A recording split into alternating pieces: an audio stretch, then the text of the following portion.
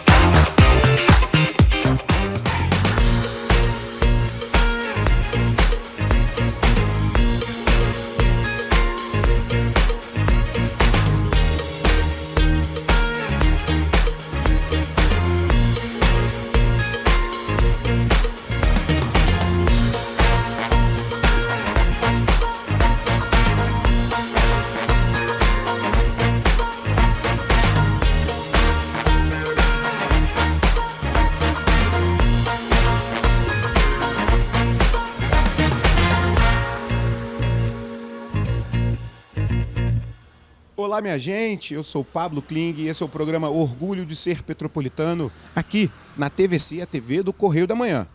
Nosso cenário de hoje não podia ser outro.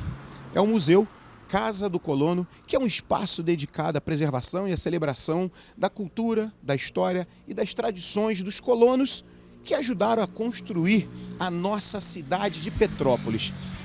No programa de hoje eu já estou até aqui com a minha camisa do Bayern de Munique, que é o segundo time do coração, e vou conversar com ela, que conhece mais do que ninguém a história da colonização alemã no Brasil e principalmente daqui de Petrópolis, apesar dela não ter nascido mesmo aqui na cidade. Beth Grebner. No meu telefone é salvo como Beth Kaiser. Beth Kaiser. Tudo bem? Tudo bem, Pablo. Então, prazer. A gente já diria assim, a gravação na parte da tarde, então já seria Guten Tag. Guten Tag. Mas como o programa passa principalmente nas segundas-feiras, 9h30 da noite, então, Guten Abend. Guten Abend. Aí, tá bom, né? Tá vendo? No programa Orgulho de Ser Petropolitano, a gente ainda pratica um pouco o alemão. Isso aí. Beth, me conta um pouquinho dessa sua história, porque eu não sabia que você não tinha nascido em Petrópolis, porque quem inclusive me colocou no mundo da Bauernfest, no mundo das danças folclóricas alemãs, que me ajudou a me apaixonar ainda mais pela cultura alemã, foi você. Pois é, o Pablo... eu conheci o Pablo menino, talvez com 7 anos de idade, né? No grupo folclórico do antigo 29 de junho, que eu era coordenadora e coreógrafa, tenho fotos que provam. Verdade. Que não deixam mentir, né? Mas eu não sou petropolitana, tanto que quando você falou do programa, eu falei, mas eu não sou petropolitana. Não de nascença. Não de nascença, mas de coração, eu já tenho mais tempo de Petrópolis do que da minha cidade natal, que é Blumenau, Santa Catarina. Então daí essa paixão pela colonização alemã. Sim, a gente em casa, eu nasci numa casa onde se falava alemão desde a hora do acordado, primeiro o Guten Morgen, o café da manhã, o diálogo dentro de casa era só em alemão. Nós aprendemos a falar em português quando nós fomos para a escola, com 6 anos mais ou menos. E aí vieram então as primeiras palavras da língua portuguesa, a professora tinha que ser bilíngue, né? E tinha brincadeiras entre alunos, desafios, um gostava de passar a perna no outro ou até tirar vantagem. Se você me der o seu lanche, eu te ensino como é isso em português. E às vezes até ensinava errado, né? Você dava o lanche e, e o amiguinho ensinava errado. Ensinava besteira? Normalmente sim. De criança. Normalmente Coisa sim, de criança, era divertido, né? Mas depois que a gente aprendeu a falar o português, dentro de casa havia uma regra assim, dentro de casa só alemão, né? Deixa o português para quando vocês saírem, forem à cidade, encontrar com pessoas que não falam alemão. E isso foi bom, porque isso ajudou com que a gente praticasse a língua, né? Até a fase adulta. E eu, graças a isso, eu consegui preservar o idioma. E a minha mãe, mesmo nos últimos anos, quando ia visitar, quando chegava lá, era em alemão, né? E como é que foi essa sua paixão pela cidade de Petrópolis? Eu acho que a primeira coisa foi o clima, né? Eu amo Blumenau, eu eu acho uma cidade linda, um povo maravilhoso, trabalhador, mas em termos de clima, Petrópolis ganha de Blumenau. Nós temos, né, essa coisa gostosa de clima de montanha, pode fazer calor de dia, mas de noite temos noites agradáveis. Em Blumenau, no verão, é insuportável, sim, né? Então, eu, primeiro pelo clima, eu já diria assim, fico por aqui. Mas havia mais coisas que me fizeram ficar aqui, né? O meu marido, a família dele era daqui, não eram alemães, eram descendentes de belgas, franceses, e a gente veio para cá, os pais dele moravam aqui e acabamos casando, resolvemos ficar aqui, morar aqui, meus filhos nasceram aqui. E, enfim, né? Eu criei raízes, digamos assim, né? Eu criei raízes. Então, hoje, muitas pessoas falam assim, poxa, mas você é de Blumenau, uma cidade tão bonita, tão linda, maravilhosa, como você está em Petrópolis? Eu tenho uma paixão inexplicável por essa cidade, né? Foi aqui que eu consegui descobrir tanta coisa, eu consegui ser útil em Petrópolis, porque em Blumenau quase todo mundo conhece a sua história, tem muitos institutos de pesquisa, a história é trabalhada nas escolas, tem escolas municipais de língua alemã que ensinam. Até semana passada eu entrevistei o secretário de Turismo e Cultura de Blumenau, e ele estava falando que o prefeito tinha inaugurado mais 6 escolas municipais novas com o ensino da língua alemã.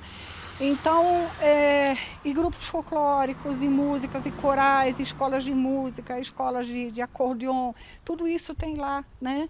E aqui eu posso fazer mais pela cidade do que lá em Blumenau. Lá já tem muita gente fazendo, né? E como é que foi o seu ingresso, o seu início na construção desse que é o nosso principal evento turístico, que é o principal evento da nossa cidade, que é a Bauernfest?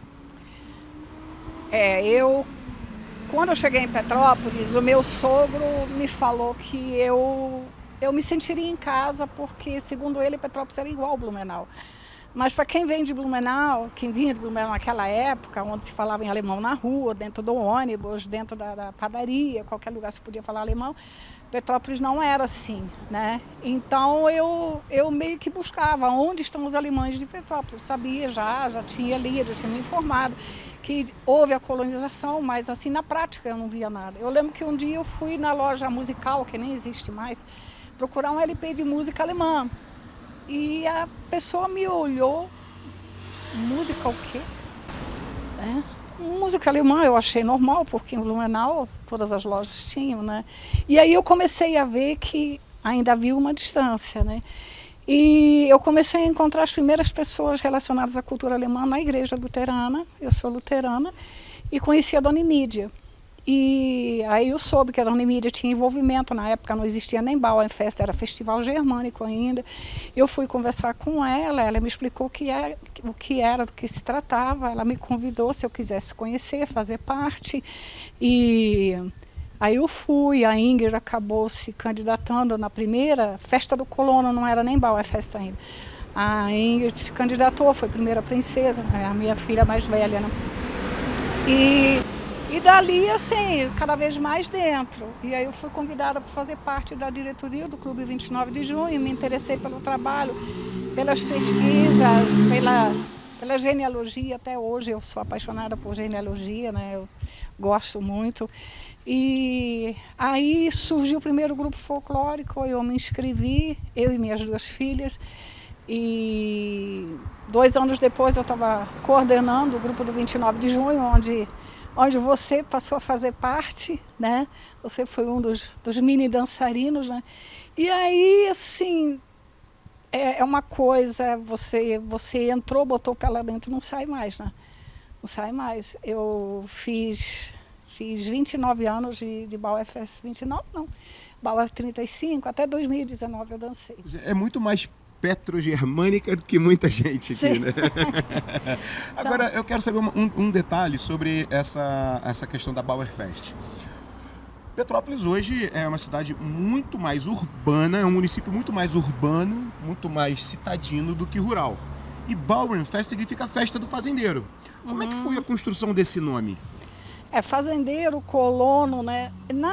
De fato, esse nome ele foi mais aceito porque Petrópolis teve um historiador chamado Gustavo Ernesto Bauer. E ele, inclusive, ele tem muita coisa no artigo virtual da Casa do Colono, tem muito material dele publicado, né? Então, o Gustavo Ernesto Bauer, ele foi um grande historiador, ele escreveu muito sobre Petrópolis antigamente, ele fez muita pesquisa. E a filha do Gustavo Ernesto Bauer, a Liane, era uma das pessoas que entraram, como eu, na época, para se inteirar dessa cultura, do que estava acontecendo, que ali foi uma explosão, né? Uma coisa que estava adormecida há mais de 30, 40 anos, de repente aquela coisa voltou, né? Então a Liane foi uma das pessoas que, como eu, também estava entrando, ela só não permaneceu. E aí, no dia de escolher o nome da festa, que eles chamaram de Festa do Colono, em 1990, em 91 houve uma sugestão de mudar o nome e a Liane então sugeriu Bauer, porque além de ser colono também e camponês e outros significados, né, faria homenagem ao Gustavo Ernesto Bauer. Então o significado do nome tem mais a ver com o historiador Gustavo Ernesto Bauer, apesar de significar colono. E também a gente tem a gente usa a expressão de os colonos que vieram da Alemanha, né? Eles não conseguiram ser colonos porque Petrópolis não tem como é que se diz assim, uma topografia para agricultura. Eles não conseguiram ser colonos aqui, eles tiveram que ser artesãos, trabalhar com carpintaria, com marcenaria, com esculpir madeira, trabalhar com cristais. Que na verdade eles vieram, né, para ajudar a construir a cidade, sim, né? A convite de Dom Pedro II, né? Sim, como agricultores não tinha a mínima condição, né? Então ficou uma coisa assim que entrou como colono, fazendeiro, camponês, mas hoje tem um outro significado. Legal. Nós vamos fazer uma pequena pausa. Enquanto isso a gente vai entrar, vai visitar mais uma vez, vamos lembrar um pouco mais dessas histórias aqui no Museu Casa do Colono e a gente volta já já.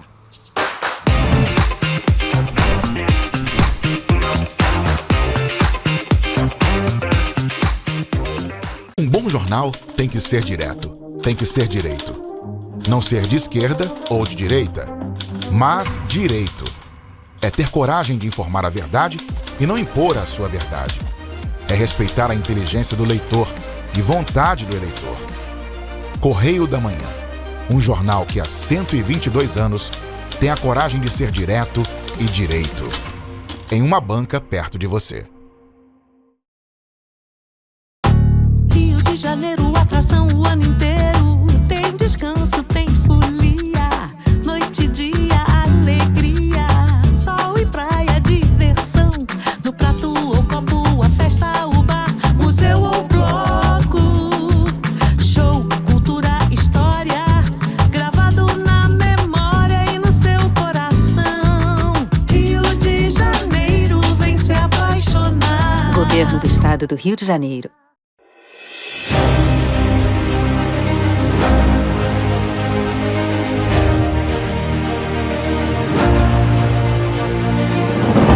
Não é jornalismo de direita, é jornalismo direito. Correio Petropolitano. Tudo que seu jornal não deveria ter deixado de ser. Todos os dias, em uma banca perto de você.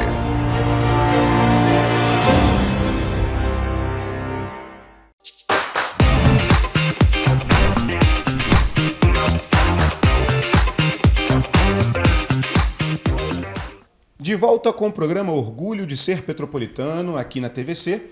Hoje o programa é gravado no Museu Casa do Colono, que é um espaço, foi uma casa, né, criada, construída por Johann Kaiser em 1847 e hoje é um lindo museu que conta e mantém viva a história da colonização germânica aqui em Petrópolis. No programa de hoje, a gente falando sobre a história da Beth Grebner, que conhece mais do que ninguém essa história, e hoje está compartilhando um pouquinho da história dela, da história da colonização e da história da nossa cidade com a gente. E ela mostrando que, apesar de não ter nascido aqui na cidade, ela tem um profundo orgulho de ser petropolitana. Beth, no quadro anterior, antes do intervalo, você falou que você fez uma entrevista com o secretário de Turismo de Blumenau. Sim. Isso porque você tem um programa na rádio que fala sobre a tradição germânica, né? Sim. Como é que é o nome do programa? Em qual rádio que é? Qual horário? Programa A Alemanha e a Música, na Rádio Imperial de Petrópolis, todos os domingos, de 11h30 às 14 horas. E o programa, agora, no dia 1º de dezembro, vai fazer 30 anos. Né? 30 anos 30 esse anos. ano? Uhum. Ou seja, só o programa já é mais petropolitano que muito jovem. Ah, sim. Tem muita história para contar. Muito da história de Petrópolis passou pelo programa. Oh, sim, né? Porque a gente vai... O programa, no início, era assim, mais para acostumar o petropolitano a ouvir de novo a velha música alemã, né? E aí foi legal, porque os primeiros ouvintes que escreviam cartas ou que ligavam davam a resposta exatamente nesse sentido, assim, né? A vocês agora me fizeram chorar, porque a música que tocou era a música preferida da minha avó, que a minha avó cantava, né? Eu abro o programa sempre com um quadro de orações, né? Então, assim, tinha um ouvinte que sempre ligava, essa oração a minha avó fazia, né? Mas também tinha essa coisa assim, a minha avó falava, a minha mãe não fala, mas ela entende, eu já não falo nem entendo.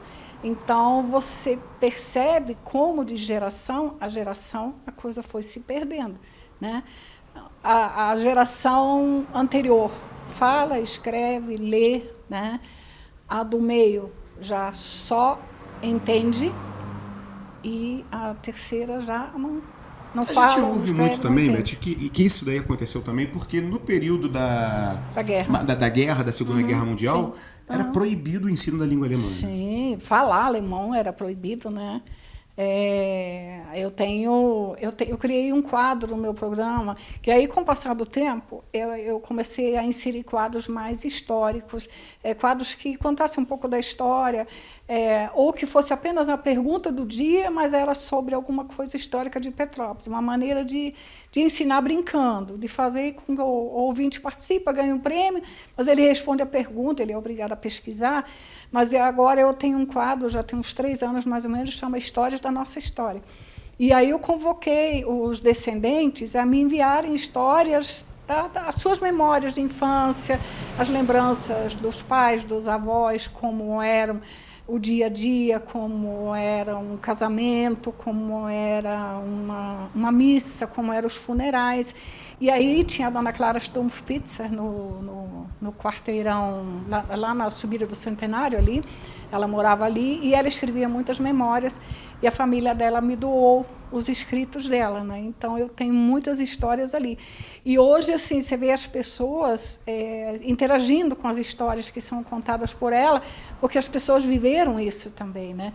Então, lembram como era, por exemplo, não existia supermercado, né? As pessoas ainda criavam vaca em casa, tiravam leite para o consumo e o excedente era vendido. Minha família era assim ali na Mosela.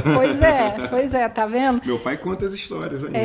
Eu conversei com, acho que é teu avô, né? Foi teu avô, seu Pedro? Seu Pedro Kling, Pedro Kling. primo do meu avô. É primo do teu avô.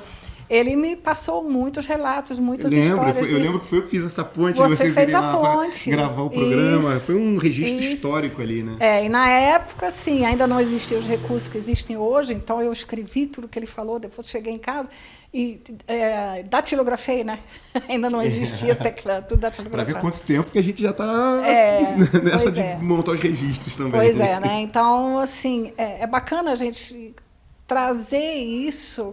Não é assim, que a pessoa viva no passado, não, mas eu acho legal a pessoa respeitar né, a luta dos nossos antepassados, tudo que eles passaram, as dificuldades que foram, como era. Aí tem histórias lúdicas que falam de como eram os casamentos, de como era o Ano Novo, das coisas cômicas que aconteciam também, né? Por enquanto, é só um quadro do programa de rádio, mas a ideia é futuramente fazer um livro sobre essas, sobre essas histórias. Aproveito para né? tirar uma dúvida aqui, uma curiosidade.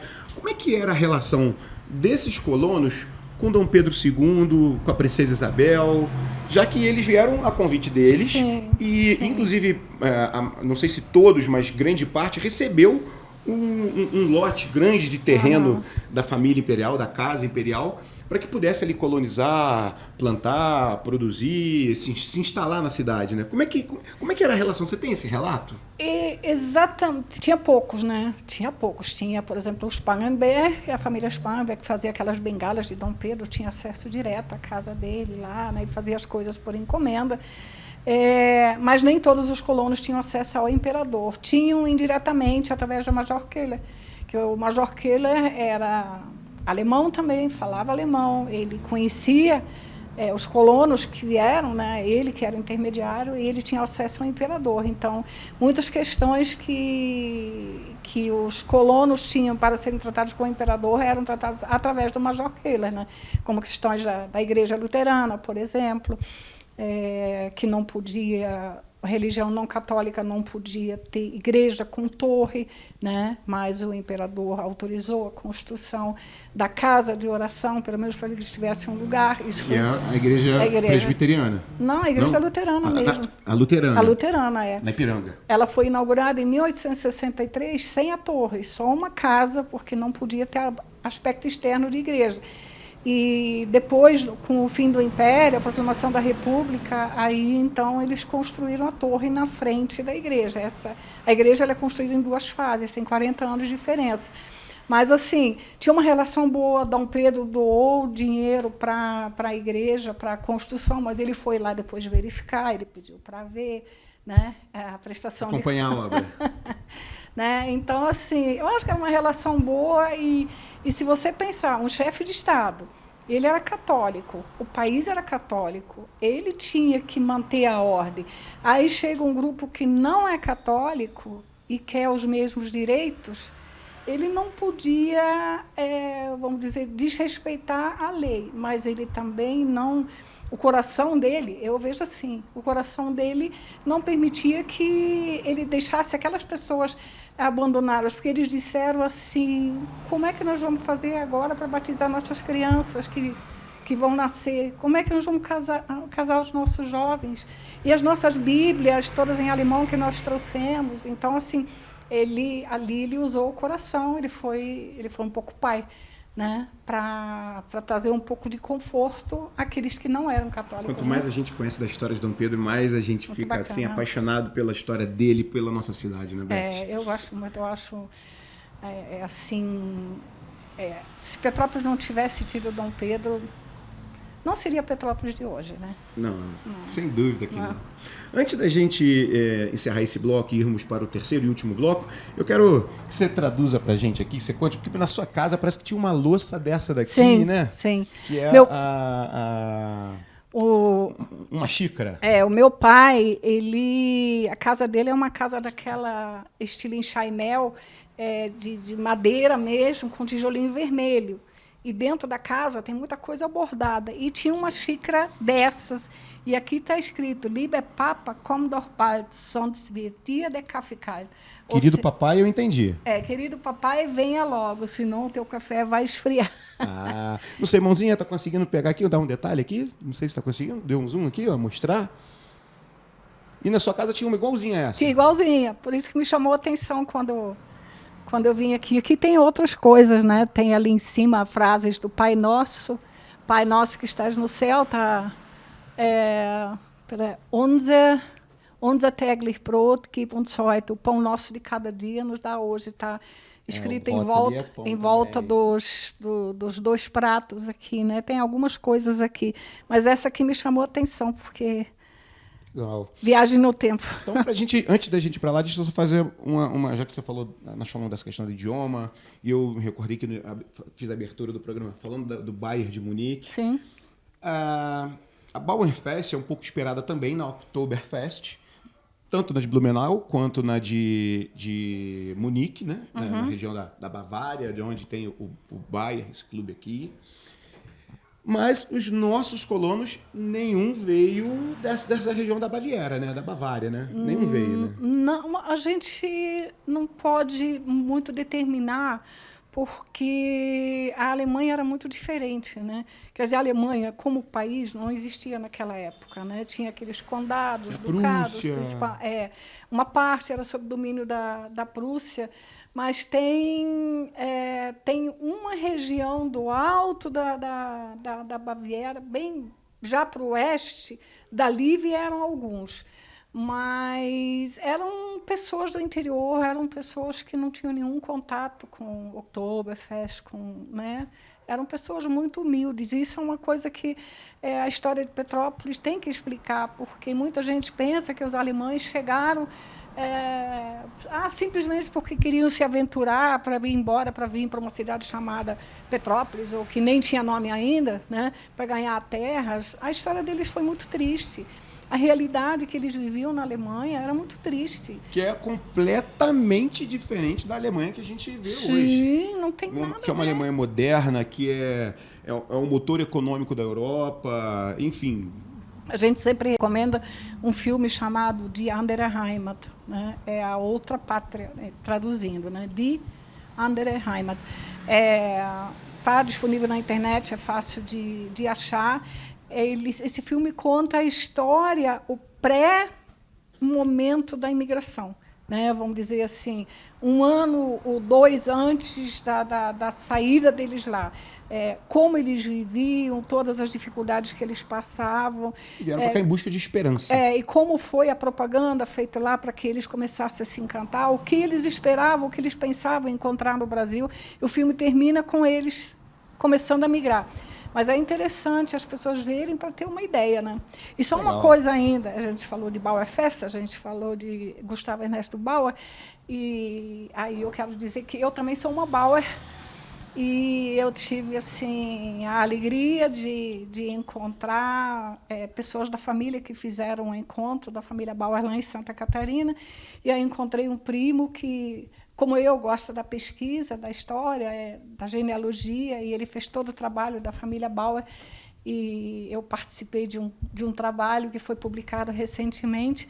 Então, assim, eu só não assino Bauer, né? Mas hoje eu já me sinto uma Bauer também. Como do meu lado também, eu não assino Cronenberger, mas tem Cronenberger isso também. Aí. Minha avó, Olga Cronenberger Kling. Isso aí. E eu assino o Kling. E, inclusive, no próximo bloco, a gente vai falar um pouquinho sobre as famílias alemãs. Não sai daí não, porque a gente volta já. São 2 minutinhos, é muito rápido. Com o programa Orgulho de Ser Petropolitano.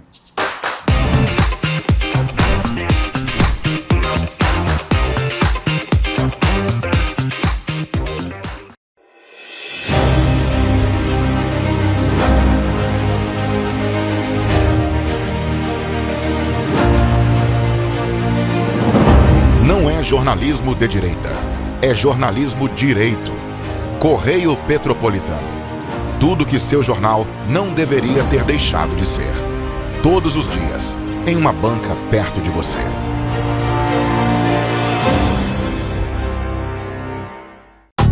Rio de Janeiro, atração o ano inteiro. Tem descanso, tem folia. Noite e dia, alegria. Sol e praia, diversão. No prato ou copo, a festa, o bar, museu ou bloco. Show, cultura, história. Gravado na memória e no seu coração. Rio de Janeiro, vem se apaixonar. Governo do Estado do Rio de Janeiro. Um bom jornal tem que ser direto, tem que ser direito. Não ser de esquerda ou de direita, mas direito. É ter coragem de informar a verdade e não impor a sua verdade. É respeitar a inteligência do leitor e vontade do eleitor. Correio da Manhã, um jornal que há 122 anos tem a coragem de ser direto e direito. Em uma banca perto de você.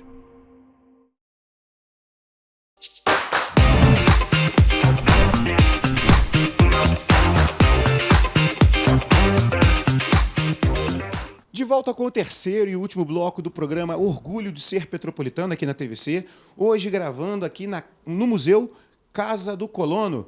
E eu conversando com a Beth aqui, querendo saber um pouquinho mais da história dela, da história da colonização alemânica, da colonização germânica.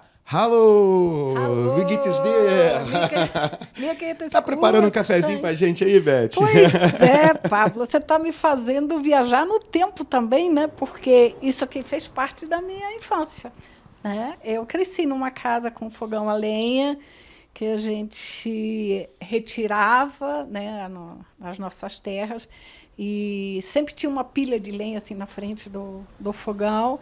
E toda a comida só era maior, porque a família era grande, né? Toda a comida era feita no fogão a lenha. Tinha o forno a lenha também do lado de fora, onde era feito pão. No inverno, a gente vinha de manhã, assim, botava a mão aqui para esquentar, e a mãe falou assim, vai todo mundo trabalhar. Vai né? Todo mundo se esquentando no fogão, vamos trabalhar para esquentar, né? Mas, assim, não existia. Se existia, quer dizer, as famílias mais pobres não tinham acesso. Era fogão a lenha, era forno a lenha, era tudo feito em casa, né? A manteiga, o leite não, a manteiga, o queijo, né? Tudo era feito em casa, né? Inclusive, você estava mostrando aqui pra gente, né? Isso. Essa ferramenta aqui, Isso. que era para bater a nata e fazer bater a queijo, nata, né? para fazer manteiga. Para fazer manteiga. Fazer manteiga, porque às vezes as pessoas falam assim, bater o leite para virar manteiga. O leite não vira manteiga. A nata vira. A nata vira. É separar o leite e a gordura, né? A nata é a parte gorda e essa parte da gordura, então, que é batida para virar manteiga. Claro que era ferramenta aqui mesmo. Claro que era assim, era trabalhoso, né? Que a pessoa ficava aqui, né? Batendo até... E aí haja trabalheira, hein? Aí separa a nata, vai separar um soro e a gordura, né? Depois ela é lavada, processada e tudo para virar a manteiga, né? O orgulho de ser petropolitana também é muita cultura, muita cultura, história. Muita história, né? Beth, no bloco anterior nós falamos que nós falaríamos um pouquinho sobre as famílias. Uhum.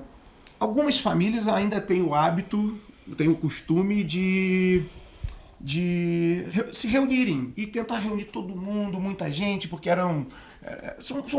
muito grande, são muito grandes as famílias alemãs aqui em Petrópolis. Por exemplo, meu avô teve 10 filhos. Sim. O primo dele 8, o irmão não sei. Então é muita gente. E eu me recordo que foi até onde a gente se conheceu, foi numa festa da família Kling, reunião da família Kling no Capela, lá, uma apresentação. Nossa Senhora Auxiliadora, né? Isso. E você ajudava na organização desses eventos. Sim. Da família Kling, da família Cronenberger. Família Fogel, família Stumpf, família... De várias dessas famílias você colaborou com a organização desses eventos. Sim. E como é que era? Como é que foi quando você chegou com essa proposta? Vamos reunir todo mundo? Vamos montar a árvore genealógica? A proposta, eu gostava muito do formato de como o Clube 29 de Junho naquela época trabalhava, né? Porque tinha o presidente, o vice, o tesoureiro, o secretário. Eu fui diretora cultural, agora sou de novo. Me afastei mais de 20 anos do clube e agora voltei, né? Mas, assim, as propostas eram colocadas na mesa e vamos fazer uma família de festa, era chamada, né? Festa da família. O que a gente poderia colocar, né? Nós tínhamos o Paulo Roberto, fantástico, né? Paulo Roberto Martins de Oliveira, nosso genealogista, que já está com o Papai do Céu. E ele se incumbia dessa parte de pesquisa. Então, era feito um boletim, eu ainda tenho todos os boletins em casa. Era feito um boletim que contava a história desde a chegada daquela família, quantos chegaram, como é que era o nome do navio, onde eles receberam prazo de terra, qual era o prazo de terra, quantos filhos teve, aí, né, em que área eles trabalhavam, se eles trabalhavam na agricultura, se trabalhavam na carpintaria, marcenaria ou outros ofícios, né? E ali era contada a história toda. Aí alguém sugeriu assim, poderíamos fazer a eleição da rainha daquela festa. A festa da família Kling, né? Então, ali na hora, eram convidadas. Convidadas, assim. Agora nós vamos dar início ao concurso de escolha da rainha da festa da família Kling. Quem se candidata? E aí, como era tudo muito íntimo, muito família, então as pessoas vinham, né? E se candidatavam, desfilavam ali, ganhavam o prêmio ali. E nisso vocês conseguiam fazer com que as crianças e os jovens entrassem na Sim, cultura ali, sim. participassem dos grupos de dança. Pelo menos foi assim que eu entrei. Foi assim que você entrou. Entrou até hoje. E até hoje aí. Não tenho participado de grupo, mas eu espero que esse ano eu possa... Tenho um desejo desse ano participar, não só das danças de integração, mas participar de algum grupo. Vamos ver, vou tentar. Vamos tentar ver se a agenda permite. Uma outra coisa que tinha era a homenagem da pessoa mais idosa e da pessoa mais jovem. Então, assim, o vovô, a vovó eram convidados, as pessoas mais idosas, né? 80, 85, alguém com mais de 85, alguém com 90, aqui. Então, assim, o mais idoso, a mais idosa e o mais jovem. Uma vez foi homenageado um bebê de 3 meses, né? Então, assim, era muito bacana. E outra coisa, como as famílias, os descendentes, muitos não moram mais em Petrópolis, muitos já estão... É difícil reunir todo mundo hoje em dia. A família Klein ainda se reuniu até antes da pandemia e ainda teve reunião. Mas o Cronenberg também, o seu Décio ainda trabalhava, Cronenberg. né? Mas aí, assim, muitos descendentes já estão em outros estados e talvez até outros países. Então, para fazer um evento contando com pessoas que moram longe, que precisam de reserva em hotel, tornou-se um evento muito trabalhoso. Vamos fazer uma reunião agora durante a Bauer Fest, que a gente aproveita a Bauer Fest, que já tem festa, já tem tudo lá, né? A gente bota o sobrenome Bauer Fest. Bom, a produção já está avisando ali que acabou nosso tempo está chegando no final. Conversa boa, passa rápido, mas eu vou deixar aqui para a gente já marcar uma próxima data, porque a gente precisa continuar essa história. Com certeza. A gente precisa continuar essa história, tem muita coisa que a gente precisa compartilhar, porque... Beth, como nós falamos aqui, foi falado aqui no início, Beth ela é parte do acervo petropolitano aqui, que mantém viva essa história da colonização germânica, da colonização alemã, de toda essa cultura, mantém viva. Ou seja, e Petrópolis se promove turisticamente muito no Brasil, baseado nessa história. Então, essa história precisa ser perpetuada, essa história precisa ser mantida, precisa ser valorizada. As pessoas que valorizam essa história, que fazem essa história permanecer, precisam ser valorizadas, e uma dessas pessoas é você, Beth. Muito obrigada. A gente agradeço muito aqui o carinho de sempre, a amizade que a gente tem de muito tempo, né? Muito tempo, não vamos falar quanto tempo aqui. Eu vou mandar a foto. Ela falou que vai mandar a foto pro Getúlio colocar na edição. Isso. Eu trajado, pequenininho lá dançando com ela. Isso aí. Beth, my friend. Eu queria só fazer um convite, né, ou um comunicado. Esse ano, no Brasil, está sendo comemorado o bicentenário da imigração alemã. Nós temos Nova Friburgo, no estado do Rio, dia 3 de maio, e São Leopoldo, no Rio Grande do Sul, em 25 de julho. Mas o Brasil inteiro está participando dessas comemorações. Petrópolis não está de fora. Não. Petrópolis já tem alguns eventos programados, mas como a gente precisa oficializar tudo, tem um site para fazer inscrição, talvez assunto para uma próxima. Com certeza teremos muito mais pauta. Gente, o programa vai ficando por aqui, sem o cafezinho e sem a cerveja também. Horário de trabalho não dá ainda, né? Dá, né? Prosto. Então, fiquem com a gente, aqui ligadinho na TVC. Esse é o programa Orgulho de Ser Petropolitano, que na semana que vem estaremos de volta com mais pessoas, com mais personalidades da nossa cidade que manifestam e divulgam esse orgulho de ser petropolitano. Até lá! Prost! Auf Wiedersehen!